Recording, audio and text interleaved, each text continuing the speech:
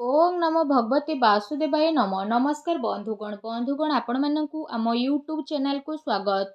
बंधुगण आज आम जानिबा 27 तारीख आपणक पई किपरि रहिबो, केउ प्रकार आजिर दिन को आपण प्लानिंग करिवे, ता सहित जदि आम विस्तार पूर्वक भाबे कहिबा कि आजिर दिन आपणक पई किपरि साब्यस्त हेबो, ता सहित जदि कहिबा केउ केउ क्षेत्र रे आपणकु फायदा हेबो, केउ सबु जिनिस रे आपणकु सावधानता अवलंबन करबाकू पड़िबो, आपणकर लव लाइफ किपरि रहिबो, क्यारियर किपरि रहिबो, बिजनेस आउ व्यापार किपरि रहिबो, ता सहित स्वास्थ्यर महत्वपूर्ण इनफॉरमेशन मध्ये आमे आपण मानकु भिडियो रे कहिबु। आउ भिडियो शेष रे आमे आपण मानकु गोटे उपाय विषय रे कहिबु, जहा द्वारा आपण आजिर दिन को आहुरी अधिक शुभ और मंगलदायक साब्यस्त करि परिबे। आगो को भिडियो आरंभ करिबा पूर्वरु आमर आपण मानकु रिक्वेस्ट कि जदि आपण आम चैनल रे नुआ करि आछंती तो चैनल को सब्सक्राइब करंतु, सांगरे नोटिफिकेशन बेल को मध्य ऑन करंतु, जहाद्वारा समय समय रे आपणक पाखरे नुआ नुआ भिडियो रो नोटिफिकेशन पहुँची जिवो। तो आसंतु जानिबा किपरि रहिबो आपणक पई 27 तारिखर दिन। जदि आमे सबुठारु प्रथमे कहिबा कि कोण आज आपणक पई पॉजिटिव रहिबा पई जाउची, जदि आमे कहिबा विशेष भाबरे तो आज आपणकर मित्रंकर आपणकु भरपूर सहयोग प्राप्त हेबो, जहा आपणकु काफी सकारात्मक भावनार सहित आगकू बढ़ेबा पई काफी प्रोत्साहत प्रदान करिबो। आपणकु आपणकर कार्य क्षेत्र रे कोनोसी कार्य पई अधिक अनुकूलता मध्य अनुभव हेबो। ता सहित आजिर दिन आर्थिक दृष्टिकोणरू आपणक पई बहुत ही भल दिन रहिबा पई जाउची, जहा पई आपणकर मन बहुत ही प्रसन्न मध्य रहिबो। आपणकर आर्थिक स्थिति रे काफी अनुकूल परिवर्तन आसीबो एवं आपणकर व्यवसाय रे मध्य वृद्धि घटिबो। आमदानी रो स्रोत रे मध्य परिवर्तन आसीबो। आर्थिक रूप रे आपण बहुत भल सामंजस्य बनाईकि ही रखि परिबे।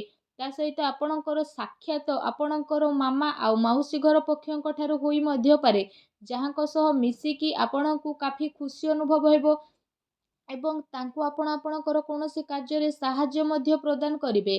ता सहित धार्मिक कार्यकलाप रे बुद्धि हेबो एवं आपण से सब उपरे खर्च करि पारंती। संघर्ष करिबा परे कार्य रे आपणकु सफलता अवश्य ही प्राप्त हेबो। जदि आपण कोनोसी यात्रा पई जिबार इच्छा रखिछंती तो भी प्रयास करिबारे आपणकु सफलता मिलिबो।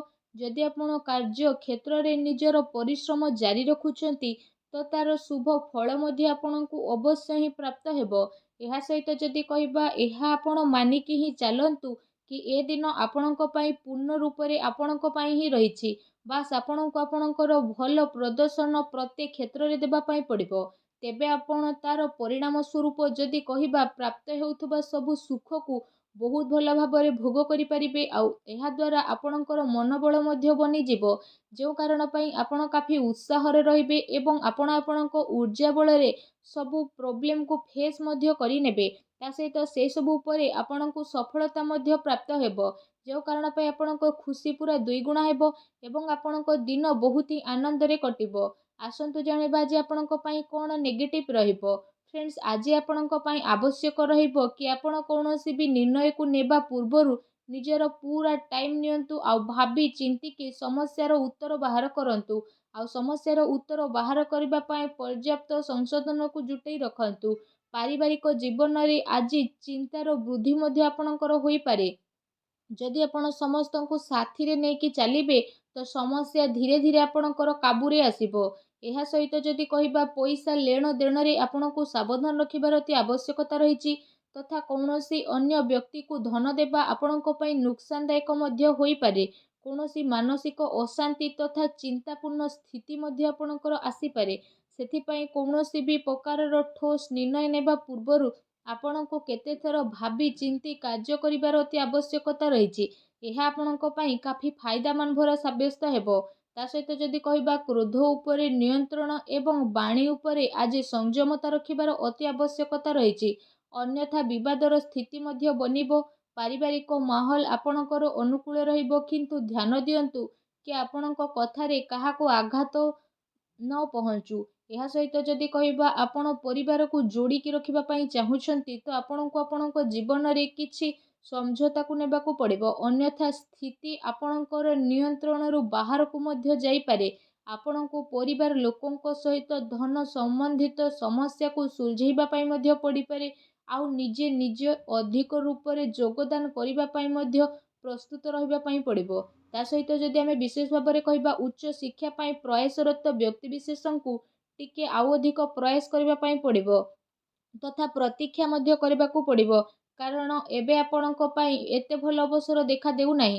କିନ୍ତୁ ଯଦି କହିବା ଆପଣଙ୍କୁ ହିମ୍ମତ ହାରିବାର ବିଲକୁଲ ବି ଆବଶ୍ୟକତା ନାହିଁ, କାହିଁକି ନା ପରିଶ୍ରମ କେବେ ବ୍ୟର୍ଥରେ ଯାଏ ନାହିଁ। ଏହା ସହିତ ଯଦି ଆପଣଙ୍କ ଲଭ୍ ଲାଇଫ୍ ବିଷୟରେ କହିବା, ତ ଯଦି ଲଭ୍ ଲାଇଫ୍ ବିଷୟରେ ଆଲୋଚନା କରିବା, ଆପଣ ଆପଣଙ୍କର ପ୍ରେମୀ ପ୍ରେମିକାଙ୍କୁ ପ୍ରପୋଜ କରିବା ପାଇଁ ଚାହୁଁଛନ୍ତି ତ ବି କରିପାରିବେ, କିମ୍ବା ଆପଣ ଆପଣଙ୍କ ମନର କଥା ସେୟାର ବି କରିବାକୁ ଚାହୁଁଛନ୍ତି ତ ବି ଆପଣ କରିପାରିବେ। ଏଥିପାଇଁ ସମୟ ଆପଣଙ୍କ ପାଇଁ କାଫି ଅନୁକୂଳ ଭାବରେ ରହିବ। ଏହା ସହିତ ଆପଣଙ୍କର ପ୍ରେମ ସମ୍ବନ୍ଧ କାଫି ଏ ଦିନରେ ମଜବୁତ ରହିବ। ଆପୋଷିକ ସମ୍ବନ୍ଧରେ ଘନିଷ୍ଠତା ଆପଣଙ୍କୁ ଗୋଟେ ନୂଆ ସ୍ମୃତି ପ୍ରଦାନ କରିବ।